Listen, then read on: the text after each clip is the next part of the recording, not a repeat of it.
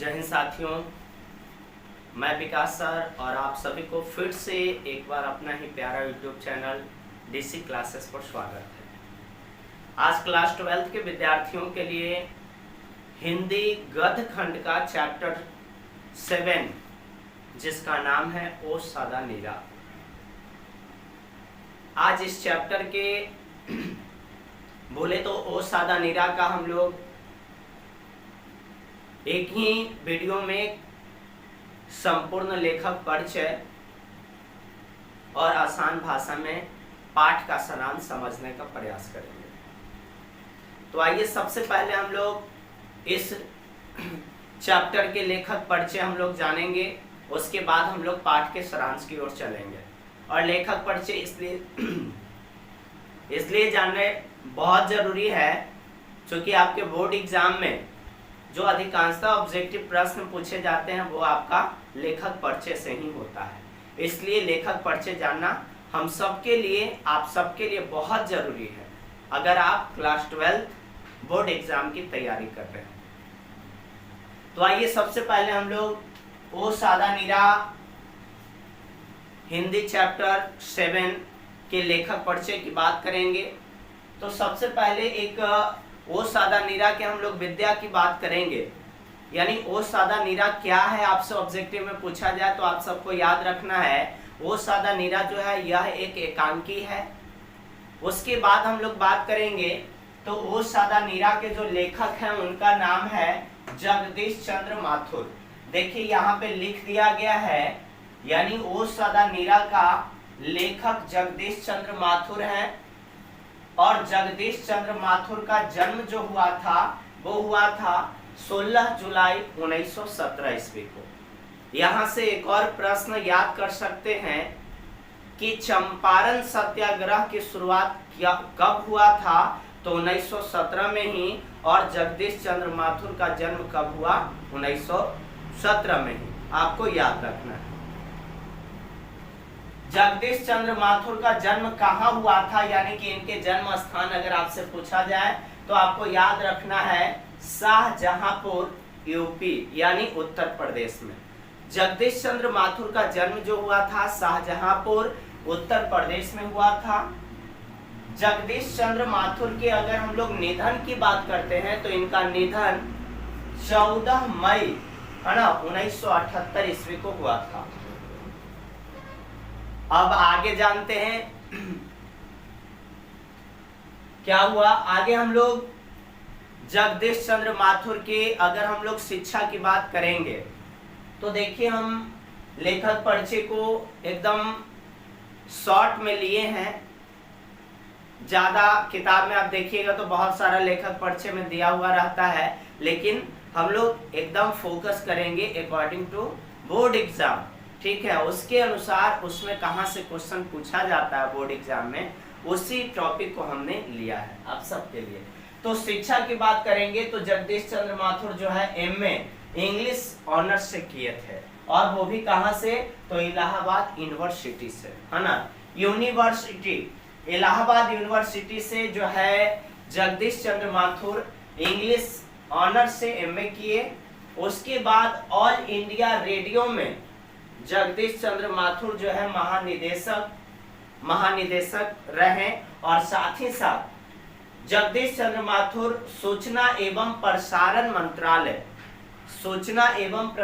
मंत्रालय में हिंदी सलाहकार के पद पर भी रहे थे, है ना। तो ये सूचना एवं प्रसारण मंत्रालय क्या है, तो ये भारत सरकार का, है ना, भारत सरकार का ये कह सकते हैं कि क्या होता है, एक अपना भारत सरकार का जो है एक जॉब है, कहने का मतलब मंत्रालय जो है ये मंत्री पद होता है, इसमें आपको याद रखना है। अगर हम लोग जगदीश चंद्र माथुर के सम्मान की बात किया जाए तो इनको कौन कौन से सम्मान से पुरस्कृत किया गया, तो जगदीश चंद्र माथुर को विद्या वारिधि उपाधि दिया गया। उसके बाद इनको कालिदास अवार्ड से भी पुरस्कृत किया गया था। इसके साथ ही साथ अगर हम लोग जगदीश चंद्र माथुर की प्रमुख कृतियां की बात करेंगे तो इनका कृति कौन कौन था, तो आपको याद रखना है भोर का तारा। भोर का तारा ये जो है जगदीश चंद्र माथुर के द्वारा 1946 ईस्वी में लिखा गया। उसके बाद ओ मेरे सपने ये लिखा गया इनके द्वारा 1950 ईस्वी में। बंदी ये लिखा गया 1954 ईस्वी में। और एक था परंपराशील नाटक, ये भी जो है लिखा गया किनके द्वारा, जगदीश चंद्र माथुर के द्वारा 1960 ईस्वी में। और एक लास्ट में नाम दिया गया बोलते क्षण नाटक संग्रह है। बोलते क्षण जो है ये क्या है, तो नाटक संग्रह है। ये था इस लेसन का, है ना, लेखक परिचय। आप चाहे तो इसका स्क्रीनशॉट कर सकते हैं। इसके बाद आइए, इसके बाद हम लोग इस पाठ के यानी ओ सादा नीरा पाठ के संपूर्ण सारांश को एकदम आसान भाषा में समझेंगे, है ना। अपने हाथों से इसको लिखे हैं और यही आप सबको दे रहे हैं। बताया गया कि ओ सादा नीरा चंपारण के उस विस्तृत भूभाग है, भूभाग जो बिहार के उत्तर पश्चिम कोने में स्थित है। ओ सादा नीरा जो है ये चंपारण के उस विस्तृत भूभाग, यह चंपारण के वह भूभाग है जो उत्तर पश्चिम कोने में क्या है, स्थित है। साथ ही बताया गया कि यह गौरवशाली गाथा का इतिहास अपने अंतर में समेटे हुए है और यह पलाश, साल एवं अन्य वृक्षों की छाया में लाज से सिकुड़ी सिमटी नदियों से अपनी तृष्णा की तृप्ति कर रहा है। यानी कहने का मतलब वो सादा नीरा ये चंपारण की भूभाग है जो उत्तर पश्चिम कोने में क्या है, स्थित है। और ये अपने आप में गौरवशाली गाथा का इतिहास अपने अंतर में समेटे हुए है। यह पलाश, साल एवं अन्य वृक्षों की छाया में लाज से सिकुड़ी सिमटी नदियों से अपनी तृष्णा की तृप्ति कर रहा है। मानव मन की क्रूरता ने इसकी सुषमा का भरपूर शोषण किया है। मानव की क्रूरता ने इस चंपारण की ओर सदा नीरा भूभाग को बहुत ही ज्यादा क्या किया, शोषण किया। लेखक इस क्षेत्र के वृक्षों की अंधाधुंध कटाई से क्षुब्ध है और लेखक जो है वो सादा नीरा चंपारण की भूमि में बहुत सारे वन जंगल लगे हुए थे और उस जंगल के अंधाधुंध कटाई होने पर लेखक जो है क्षुब्ध है। वन नंगे हो गए, विकास की दौड़ एवं भूमि की अपहरण, है ना, भवन निर्माण तथा ट्रैक्टर की जुताई द्वारा सलीला नदियों को श्रीहीन कर दिया है। कहने का मतलब पेड़ों की अंधाधुंध कटाई और साथ ही साथ भूमि के अपहरण, भवन निर्माण तथा ट्रैक्टर की जुताई ने उस भूमि के साथ साथ कह सकते हैं कि सलीला नदियों को भी श्रीहीन क्या कर दिया, हिनकर कर दिया। चंपारण की पावन भूमि कभी गौतम बुद्ध की कर्मस्थली और भगवान वर्धमान महावीर की जन्मस्थली रही है। अगर चंपारण की ओ सदा नीरा भूमि की बात किया जाए तो इसके बारे में लेखक बताते हैं कि ये चंपारण की पावन भूमि जो है ना, कभी गौतम बुद्ध की कर्मस्थली और भगवान वर्धमान महावीर की जन्मस्थली भी रही है।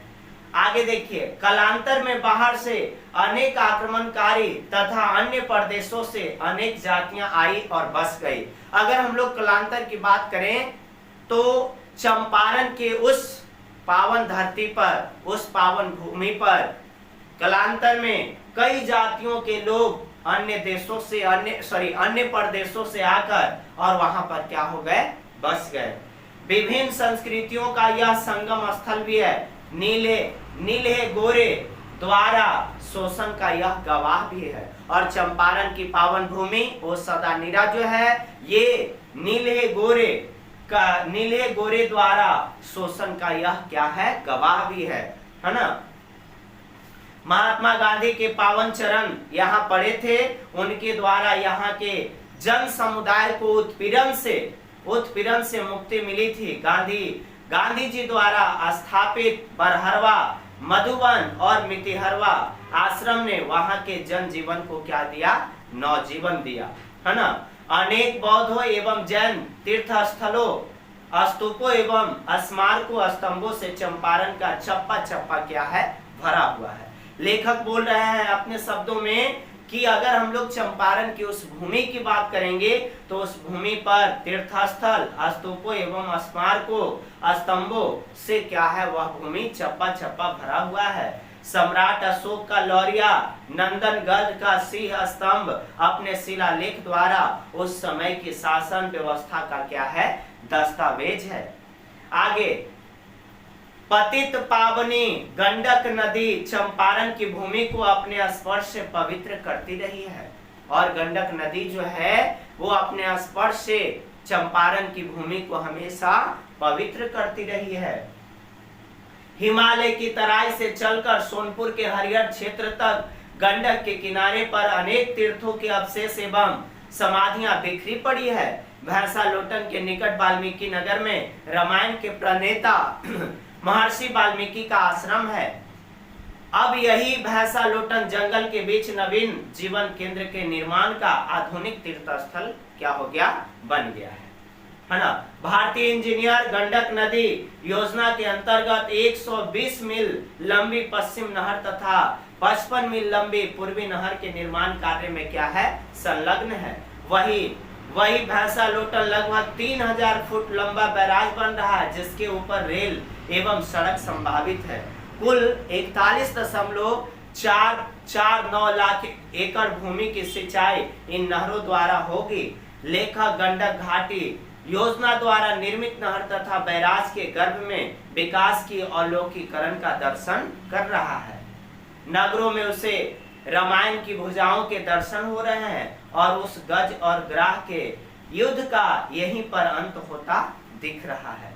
इसी स्थान से गज और ग्राह की लड़ाई शुरू हुई थी। नहरों तथा बैराज के अभूतपूर्व निर्माण, जिसे लेखक भगवान का नृत्य विराट रूप कहता है। इंजीनियरों, विश्वकर्मियों तथा मजदूरों का नमन करता है। नए तीर्थ स्थल मूर्तियों एवं भग्न मंदिरों में प्रण का संचार करेंगे, अर्थात इन नहरों तथा बैराज का जल